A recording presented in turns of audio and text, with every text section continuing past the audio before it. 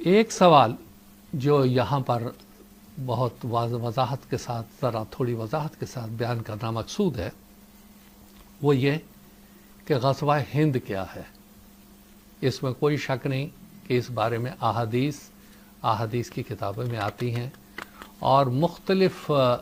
راویوں سے اور الفاظ میں یہ بیان ہوئی ہیں۔ مثال کے طور پر حضرت ثوبان رضی اللہ تعالیٰ عنہ کی ایک روایت ہے جو سنن النسائی میں مذکور ہے، اور اس کے اندر جو الفاظ ہیں وہ اس طرح سے ہیں کہ میری امت کے 2 گروہ ہوں گے جو کہ احرزہم اللہ من النار، اللہ تعالیٰ نے ان کو آگ سے محفوظ رکھا ہوا ہے۔ اصابۃ تغزو الہند،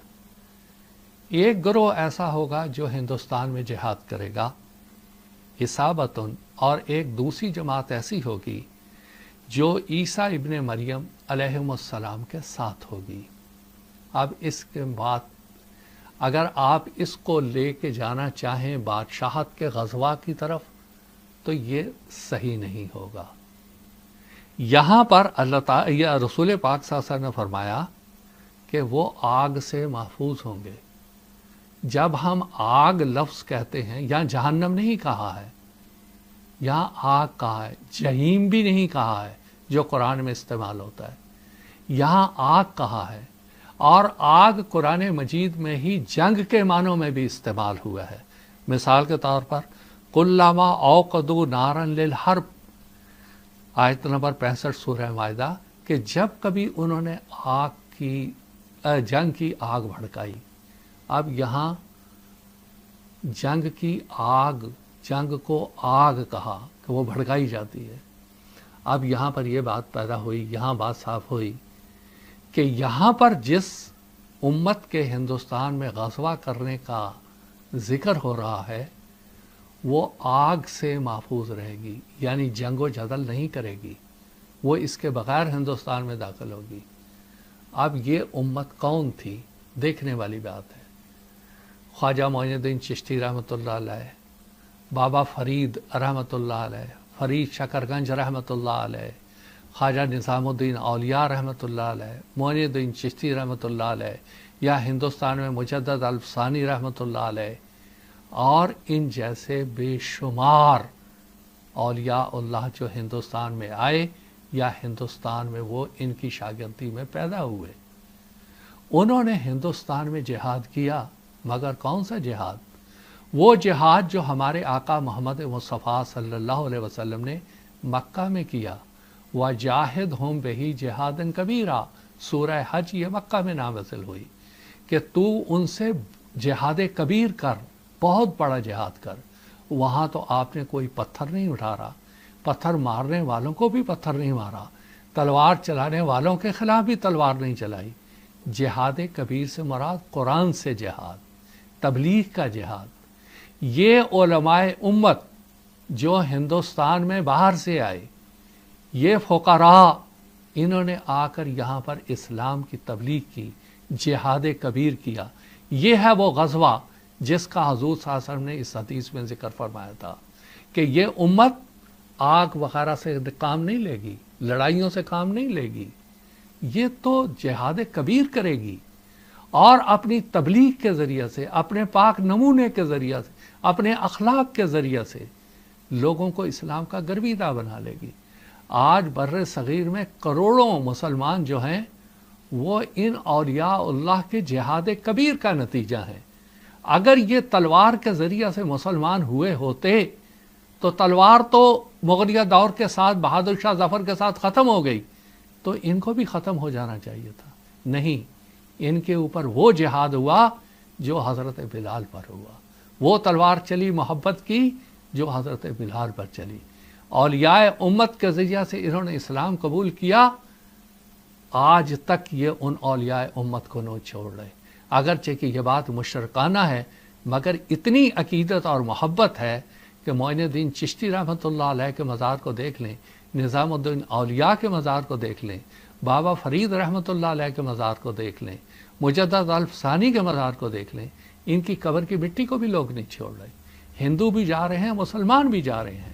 اور یہی وہ جہاد کبیر تھا، غزوہ تھا، جس کی رسول کریم صلی اللہ علیہ وسلم نے خبر دی تھی کہ ایک امت تو اولیاء کی آ کے تبلیغ کرے گی، وہ ہند میں غزوہ کرے گی، اور دوسری امت کے بارے میں فرمایا کہ وہ مسیح موعود اور امام مہدی کے ساتھ ہوگی، اور اس کا تعلق جماعت احمدیہ سے ہے، اور اس جماعت کے ذریعہ سے جہاد تھا جس کو کہ قتال کہا گیا ہے عربی میں، اور جو خاص موقعوں کے لیے تھا، بانی جماعت احمدیہ امام مہدی مسیح موعود علیہ السلام نے فرما چکا ہے سید کونین مصطفیٰ عیسیٰ مسیح کر دے گا جنگوں کا التوا، کہ مسیح موعود آئے گا تو وہ جنگوں کا التوا کر دے گا، وہ تو کوئی غزوہ کرے گا ہی نہیں، تو جب وہ غزوہ کرے گا ہی نہیں تو اس کے نام کے ساتھ غزوہ جوڑنا یہ حدیث کی منشا کے خلاف۔ تو جو جہاد انہوں نے کیا وہ جہاد کبیر ہے، کر رہے ہیں۔ اولیاء امت جو ہندوستان میں آئے انہوں نے جہاد کبیر کیا، آج بانی جماعت احمدیہ اور ان کے متبعین مبلغین وہ جہاد کبیر کر رہے ہیں، محبت سے لوگوں کو جماعت کے بارے میں بتا رہے ہیں، اور محبت سے لوگوں کو سمجھا رہے ہیں، اور لوگ اس کو قبول بھی کر رہے ہیں۔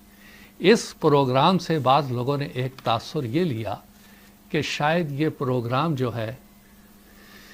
جس شکل میں پیش کیا جا رہا ہے، ہو سکتا ہے یہ تاثر غلط ہو یا جو بھی ہو، لیکن اس سے ایسے لگتا ہے کہ مسلمانوں کے خلاف یا مسلمان بادشاہوں کے جو انہوں نے خلاف تعلیم اسلام کام کیے اس کو بیان کر کے مسلمانوں کے خلاف ایک نفرت پیدا کی جا رہی ہے۔ دیکھیں اس زمانے میں اللہ تعالیٰ نے جس کو مسیح موعود امام مہدی بنا کے بھیجا، اور اس کے بارے میں بھی رسول کریم صلی اللہ علیہ وسلم نے فرمایا تھا یدع الحرب، کہ جو وہ آئے گا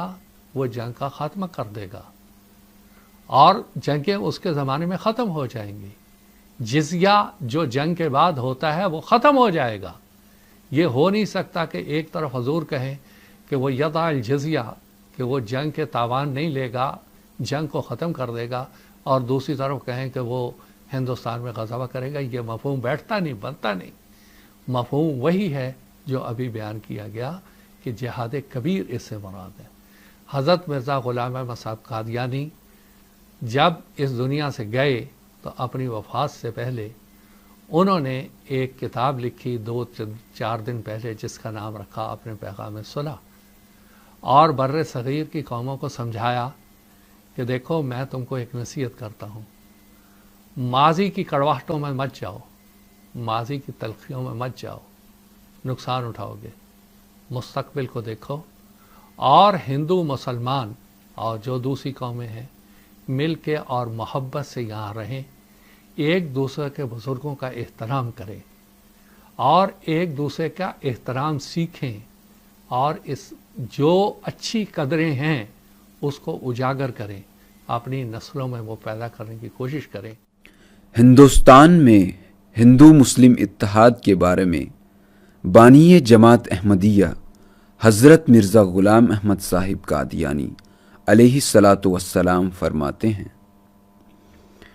ہندو اور مسلمان اس ملک میں دو ایسی قومیں ہیں کہ یہ ایک خیال محال ہے کہ کسی وقت مثلاً ہندو جمع ہو کر مسلمانوں کو اس ملک سے باہر نکال دیں گے،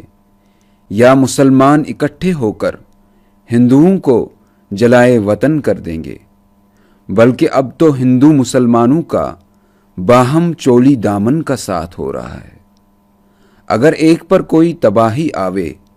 تو دوسرا بھی اس میں شریک ہو جائے گا، اور اگر ایک قوم دوسری قوم کو محض اپنے نفسانی تکبر اور مشیخت سے حقیر کرنا چاہے گی تو وہ بھی داغ حقارت سے نہیں بچے گی، اور اگر کوئی ان میں سے اپنے پڑوسی کی ہمدردی میں قاصر رہے گا تو اس کا نقصان وہ آپ بھی اٹھائے گا۔ جو شخص تم دونوں قوموں میں سے دوسری قوم کی تباہی کی فکر میں ہے، اس کی اس شخص کی مثال ہے جو ایک شاخ پر بیٹھ کر اسی کو کاٹتا ہے۔